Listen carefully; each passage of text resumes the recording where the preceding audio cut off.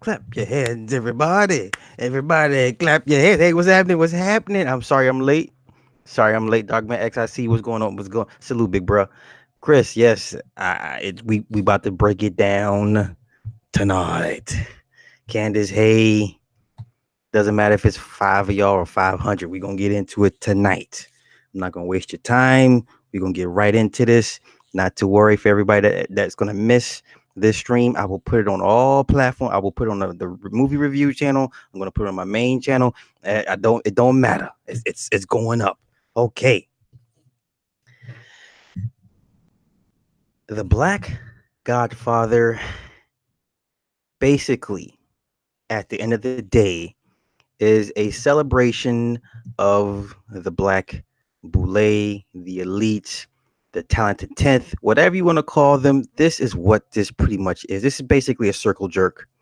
And, like a thumb in the nose, thumb in the face to everybody that's not on their level. Stop saying like a pastor. Whatever, Candace, let's get into it. Now, Clarence Avant. I have heard his name in passing years ago, but whatever the case may be, I'm used to guys like John McClane. You know who John McClane is? There it is. There. Okay, let's get into it, shall we? So he got his start basically with Teddy Powell. Ran a club out of Jersey. Somehow he hooked up with Joseph Glaser. Okay, Starface, I see you, big dog. Flossie, hey, Joseph Glaser. We're going to break down the main characters of this man's story and why they're important. Who is Joseph Glaser? This guy, he's born in Chicago. He is a Russian Jew. You're going to hear that a lot. Okay. He started his own booking company, ABC Booking. He at one point managed Duke Ellington, Benny Goodman, Barbara Streisand, BB King. We're going to mention BB King again because there's some nonsense going on with BB King. The Allman Brothers. Okay. Joseph Glaser worked for Al Capone. Okay. Worked for Al Capone. Now, when he died in, I believe, 1966, the FBI, because the FBI and the mob don't get along. They get along, but they don't get along. Okay. They had a file on Joseph Glaser. The FBI file number is CR 166 1672. It was then sent to this is an actual title. It was sent to the Select Committee on Assassinations. Now, when have you ever heard of a committee on assassinations? But it's the mob we're talking about, okay? In this file, it stated he knew Jack Sparky Rubenstein. Who is Jack Sparky Rubenstein? Starface, you know who this man is. That's Jack Ruby. Glaser also was a boxing promoter. I'm gonna go on the tangent off this. Glaser repped Ernie Terrell. Ernie Terrell fought Cassius Clay in 1966. Now, for the last 2 years, if y'all know me, every time I mention boxing and Muhammad Ali, what do I always keep saying? I keep saying the mob was the reason why Ali was able to become heavyweight champ. But nobody believes me, or they say I'm crazy. I'm the whole Sonny Liston fight was some bullshit too. But once again, it's the odds. What are the odds of Glazier repping, a fighter against Ali, and and they let him, whatever. Listen, I'm okay. Tangent over. Now, once Glazier died in 1966, Oscar Cohen took over. Okay. Oscar Cohen had worked with Glazier since the age of 14. Here comes the BB Key. No, it's something else. Oscar Cohen is the sole and exclusive agent for the Louis Armstrong Educational Foundation. Now, why is that? Why is Oscar Cohen, the sole and exclusive agent for the Louis Armstrong Educational Foundation. Let's move on, shall we? Oscar Cohen repped B.B. King, Dr. John, Roberta Flack, the OJs, Whispers, Mary J. Blige, and once again, Duke Ellington. Now, what happened when B.B. King died, y'all? Wasn't a big dust up over his estate? Wasn't the family trying to get rid of Oscar Cohen out of his estate? Right? Yeah, I remember that. It was a year ago, 2 years ago, not even 2 years ago. Okay, let's move on. Now, during the interview with Clarence and the back and forth between Quincy, now listen, I'm not gonna say what time it is, but you know what time. Did y'all see the banter between Clarence and Quincy? It wasn't like a bro banter. It was more like long time. You know what I'm saying? Like their banter reminds me of how I talked to my ex from 25 years ago. But I'm gonna leave it at that. Now, Clarence Clarence calls them business people.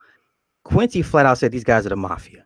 Clarence says, I don't know what that is. They're business people. And then Quincy goes on to tell the story of how the mob dangled Jackie Wilson out of a window because Jackie Wilson wanted to renegotiate his contract. So I called one of my OGs. I said, OG, didn't you tell me that? Because he worked on the Five Heartbeats. I said, OG, didn't you tell me something? The character of Flash and who inspired the character of Flash? He said, yeah, Jackie Wilson was the inspiration for the Flash Thompson, or not Flash, but Flash. I say, in which regards? Could you refresh my memory, please? He said, yeah, the scene where Big Red hangs him out of a window because he wanted to renegotiate his contract. Okay, fair enough. Fair enough. So basically, Glazer handpicked Clarence to help him basically run the niggas. That's it. That's all. Okay. That's it. That's all. All right. Um, there's also a point when Quincy is talking about Clarence. He says, and I quote, "It was love at first sight, then respect." I'm not here to allege anything. I'm just going off what was said in this documentary. Okay. And then we got Cicely Tyson, the old slave.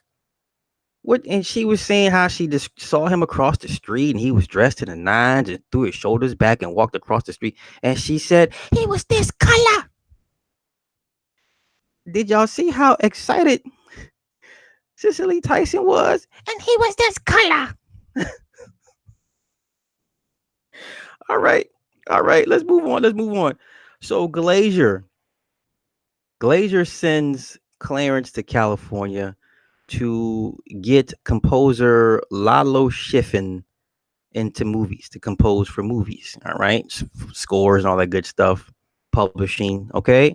Now, the thing you got to understand is Clarence did not go to Hollywood and become successful all by himself.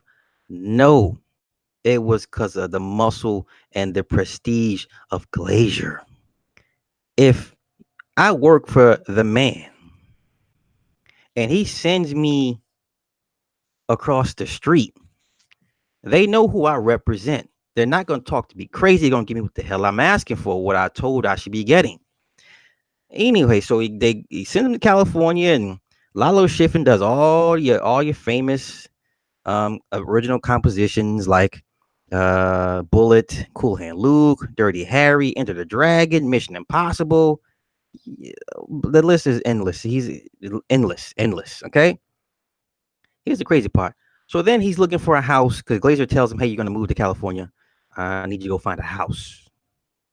He goes to find a house in Baldwin Hills. Now, all my Cali folk, Baldwin Hills is for rich niggas. It's still popping, not like popping like not like it used to be. This is the time when Ray Lewis lives out there. Nancy Wilson say, "I found a house in Baldwin Hills." Glaser says, "Where the hell's Baldwin Hills?" He said, "Well, that's where the rich black folk live." He said, "No, go find you a house in Beverly Hills." I ain't mad at that. I'm not mad at that. Okay. So wait. Oh, okay. Let me get my notes in order. Bear with me, y'all. Bear with me. Those are Glaser. Okay. So then Glaser had an associate by the name of Lou Wasserman. Louis Robert Wasserman. Who is Louis Robert Wasserman? Drumroll, please. Another Jew. He created the star system. The star system is where they create, promote, and exploit movie stars. They put emphasis on image rather than talent. They created the use for fixers. Now, what they would do is whatever little scandals, they bring in the fixers to fix it and to take care of all of those scandals and stuff like that, pay people off and whatever the case to get the stuff, all the bad publicity to make it go away. All right. Now, in the 1930s, two Jews again, Feldman and Selznick. This is so slick. They created the tax avoidance scheme. When they have actors create corporations, and then the movie studios would employ the corporations who would then employ the actors. That is how the actors were able to receive royalties from their movies. The first actor to ever receive royalties from a film was James Stewart for the movie Winchester 73. Now, I remember this movie as a little kid. It was black and white. They was fighting over this damn Winchester rifle. That's all I remember. Everybody wanted to get this right. This rifle. This rifle was hella important. That's all I remember from that movie. Okay. Wasserman, okay, was the sole link between Hollywood and the mob. Okay, there was no secret that Wasserman worked for the mob. Okay, matter of fact, Wasserman was such a gangster. Who was on his roster? Ronald Reagan. I'm going somewhere with this. Ronald Reagan. He helped Ronald Reagan become the president of the Screen Actors Guild. And when Reagan was able to when he became president, he allowed MCA, which is Wasserman, because he was running that studio, to get credits to operate as a producer and to get more monies to generate revenues for the mob. Now, after Reagan became president, there was a bunch of open files on organized crimes. He classified all of those files. Okay. 1933, Wasserman sold MCA, made $350 million. This was in 1933, y'all. He was given the Presidential Medal of Freedom by Bill Clinton. We're going to get to Bill Clinton in a minute. Okay. Let's see. Okay. That's Wasserman. Okay. Now, Wasserman's underling was a guy named Sid Sheinberg. Do I need to tell you who Sid Sheinberg was? Fine. He's the guy that discovered Steven Spielberg. Okay. That's I'm gonna leave it at that. Now, in comes David Wolper. David Wolper is doing a documentary on Art Modell, former owner of the Cleveland Browns. I believe he's still the owner. I'm not sure. Okay. Jim Brown doesn't want to be in the documentary. They send Clarence to go talk to Jim Brown. Jim Brown offers him movie deals. Dirty Dozen, a couple other movies. So Clarence gets him in the movies. Jim Brown becomes the first black actor to be in an interracial love scene with Raquel Welch. Whoop-de fucking do. Is that an accomplishment? Is that something to be proud of? Like, hey, I'm the first black guy in an interracial love scene. Okay. All right, moving on, moving on, moving on. Now, Glazer dies. This is the guy that told him to go buy the house, to go get a house in Beverly Hills. This same guy, Clarence says, "Hey, I don't have no money." He says, "I don't care. Just go get the house." Obviously, that's a home loan. That's a loan he took out through, or whatever. Sidney Korshak, who is Glazer's attorney. Guess what? Sidney Korshak also used to be Al Capone's attorney. After Glazer dies, Sidney Korshak calls Clarence and says, "Hey, your loan's forgiven." Well, who the hell is Sidney Korshak, Sly? Well, I'm going to tell you who Sidney Korshak is. Sidney Korshak, at one point, was regarded as the most powerful man in Hollywood. He was a legendary fixer, the fixer of all fixers. Ray Donovan on steroids times 10. Okay? Now, a little backstory about Hollywood. Hollywood basically was invented by Eastern European Jews, immigrants, right? Organized crime, mainly ran by Jewish Italian coalitions, right? But there's a schism with Italians and Sicilians because we all know Sicilians are a little bit more of the purebred status as opposed to Italians. That's why there's this little beef, right? Italians want to give you the narrative like Sicilians are beneath them. No, because when you become a made man in the mob, they have to vet your bloodline. How do they do that? They have to be able to prove that some female matriarch in your family was a concubine to some more. Okay, basically, if they can prove your one of your ancestors was a whore to these black people, you're good. Okay, that's what that is. Okay, now Sidney Korshak. I would say everybody need to go watch Casino again. But Sidney Korshak helped finance the growth of Las Vegas through the Teamsters Central State Pension Fund. And if you've seen Casino, you know exactly what I'm talking about. Okay? Sidney Korshak left no paper trail, meaning this man was never licensed to practice law in California, had no LA office. This man never took notes, never read contracts, never read contracts. Okay, moving on.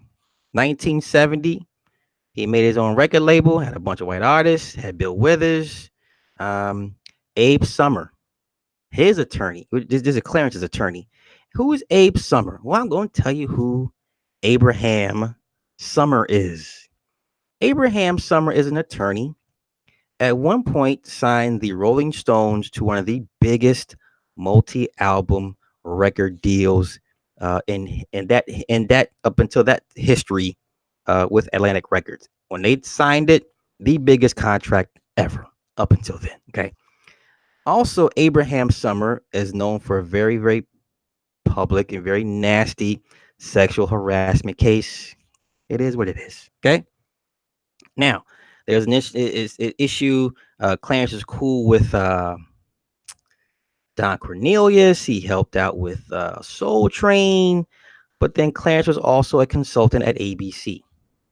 Dick Clark wanted to create a competing brand, and he offered Clarence a lot of money.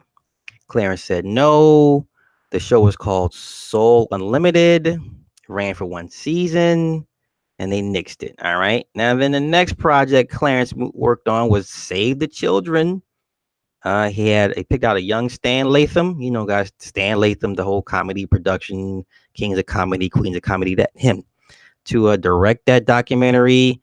Now let's get into a bit of politics. He helps Andrew Young get win for a seat in Congress. Andrew Young is one of those guys that was privy to the King assassination. Well, G Sly, how you know that? Because he was wearing a tie. The honorable late great Steve Coakley all told us everybody that's wearing a tie was a safe target. Wait. If you didn't wear a tie, I take that back. I'm getting the story screwed up. Whoever wore a tie, I remember. Okay, King and Jesse Jackson got into it because somebody wanted somebody to wear a tie, and the thing was, whoever didn't wear a tie or whoever wore the tie was a target. Whatever the case may be, Andrew Young was there that day. The King got shot. Okay, and consequently, he ended up, winning the seat in Congress. How did Jesse get into the position of having to set up King? Jesse Jackson had stole $1 million. Well, no, I'm gonna say stole. He finessed, finagled, div, div, diverse some funds. Basically, it was $1 million, and they gave Jesse a deal. Look, we know you took the money. We don't want to put you in prison, but we need you to, get rid of King. That's what happened in a nutshell. Okay. Then he helps Jimmy Carter run for president. This guy is cool with Ted Kennedy, former Governor Jerry Brown, got Hank Aaron a deal with Coca-Cola. Let's see what else. Okay, so then he ended up losing his record label, lost a radio station. His home was in foreclosure. All right, he's going to lose his home. In comes Joe Smith from Warner Brothers, Jerry Moss from A&M Records. They all give him a loan, right? So he can keep his home and keep doing his thing, right? And Jerry Moss said something very important. He said, it's a lifelong game, and it's important to know who your friends are. Okay. Former executive assistant was Tamika Woods Wright. Well, who is Tamika Woods Wright? This is Easy E's widow. This is the woman that basically ran a multi-million dollar business into the ground. And I'm talking about Ruthless Records. This is the same lady that pissed off Bone Thugs and Harmony so much they didn't want to record for her. Okay. This is who that woman is. All right. So let's move on to the next adventure. Zach Horowitz is an attorney. Universal wants to make okay, the movie E.T. comes out. It's a huge thing. It's a big deal. Okay. Of course, Steven Spielberg. Universal wanted to make an album, like an E.T. story book, narrated by Michael Jackson on the Universal label. But unfortunately, Michael Jackson is signed to CBS, which will be later called Sony, but whatever. Okay. Quincy Jones and Michael Jackson make a secret album. See, now you know how artists must have get permission from the labels to record for anybody at this point, and they broke that contract. Okay. So then the word got out. CBS honcho Walter Yetnikoff. Now, Walter Yetnikoff, I would suggest everybody go read Economic Hitmen. It is a great book. Economic Hitman. Walter Yetnikoff is a motherfucking gangster. Okay.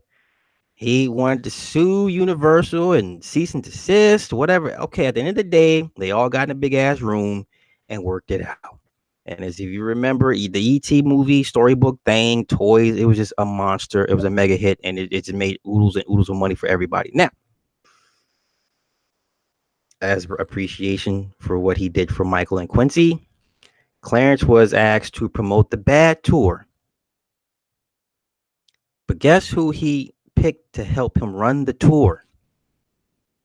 Everybody's favorite boxing promoter, Al Heyman. That's right, Al Heyman, Money Mayweather. That Al Heyman, Harold Spence and them niggas. Right? Okay, so then he starts another label. He signs Jimmy Jam, Terry Lewis. He puts him with Janet Jackson. Yada yada yada. Y'all know the story. He's cool with David Geffen. Babyface calls him the gatekeeper. Now he is the gatekeeper's gatekeeper. Okay, he is like he's Steven to the Candy, to Mr. Candy. Okay, and I mean this all respectfully. He's like Django to the doctor, right? He is the right hand of the right hand. Clarence Avant is what we would call the unseen hand. Okay. Now we all know in all industries, there's different levels of people controlling power. Clarence Avant is what you would call the unseen hand. Okay. Now don't get me wrong. This is entertainment. This is not politics. This is not economics. This is nigga playground. Okay. It's the music business, y'all. Let's not confuse this shit with anything else. Okay. It's the music business. You talk to enough non-black execs, they'll tell you that's where the niggas play. It's the niggas playground. Okay, he is the unseen hand of the music business. Whoop de fucking do. All right. Moving on. I'm gonna wrap this up. I'm not gonna get along with this. Now, he was the one that basically cherry picked L.A. Reid, Babyface, and got them to meeting with Clive Davis. Clive Davis, based off the strength of Clarence, gave them LaFace Records. Um, Now, Elaine Levy, another Jew, gave Clarence a chairman of the board position, right? Polydor, Motown, that whole conglomerate. Alain Levy was the one that made Andre Harrell. He put him in charge of Motown. Remember that didn't last long. Yada yada yada. Alain Levy had gave Clarence a shitload of money. He was able to pay off his debts, okay, and be back in the black again. Now, funny thing is, the Biggie shooting. So Puffy called Clarence. Clarence was the one that got him out of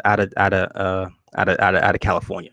I guess they made him drive down to San Diego and made him fly out of that airport out of there. So basically, Clarence is like the nigga sheep herder, respectfully, right?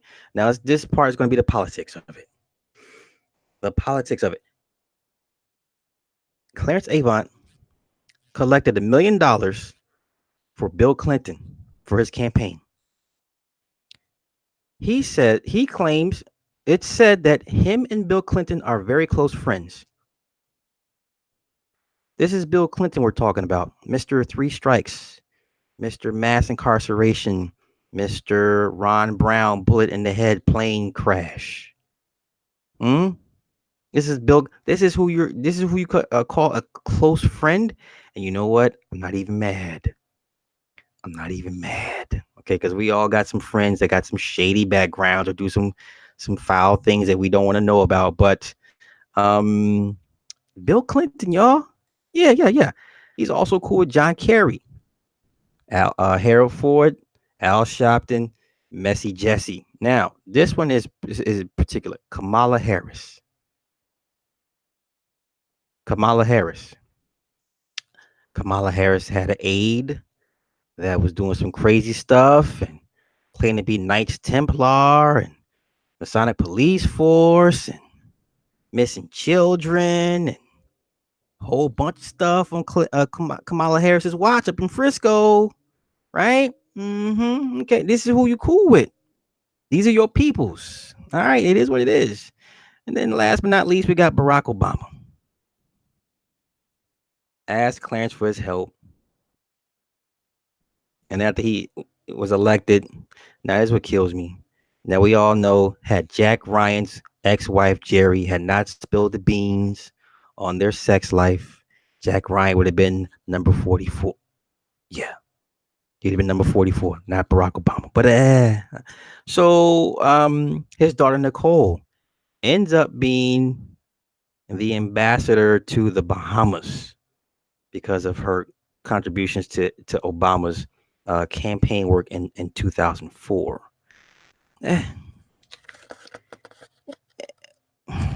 I guess, man. I wasn't. Just okay.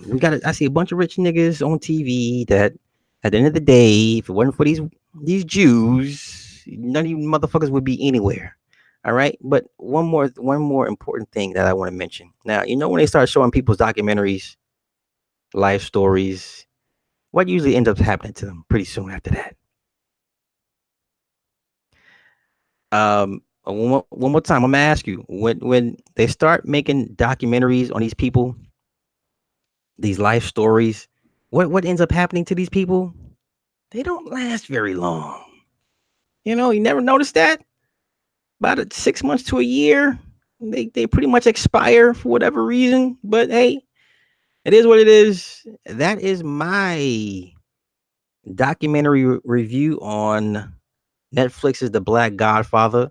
Like I said, don't you worry. I'm gonna put this on the movie review channel and the main channel because I want everybody to see. I'm gonna piss off whatever little connections I got left. I'm gonna piss them all off. They're gonna be like, "Fuck Sly, he talking too goddamn much. Fuck this nigga. Don't let him in. Don't let this nigga in." Ah, shit. Yo, let me get into the comments real quick. I'm gonna wrap this up. I ain't gonna keep you guys because it's late. Um, 8 letter Donald Iron 5, my man Flossie. Lorenzo rolling in the Benzo. Prince O'Mill. Hey. Ariane. Hey, Edmund. Let me see who else did I miss anybody? Lawless. Let's see what else. Esoteric Bay. Hey, Shug. Hey, this guy. What's happening? What's happening? The first video. I remember the reality show. It had Vanessa Bell Calloway, the dog sister from she was the ball washer. She's one of the ball washers from Coming to America. Right? Yugi Moto. Hey, it's been a minute. Hey, are you good?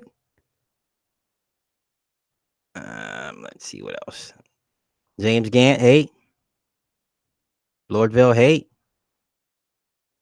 Queen Jet Black. Hey. Studio Mansion. Hey. Shogun. Hey. Oh yeah, X, bro. When you know how it is when we doing our research, man. It's breadcrumbs all over the fucking place. Just lead to this person, lead to that. I didn't know it was that deep either, man. I learned something tonight. So, um, yeah. So it is what it is. I think I covered everybody in the chat. Haitian Fab, I see you, bro. So yeah, I'm gonna wrap this up.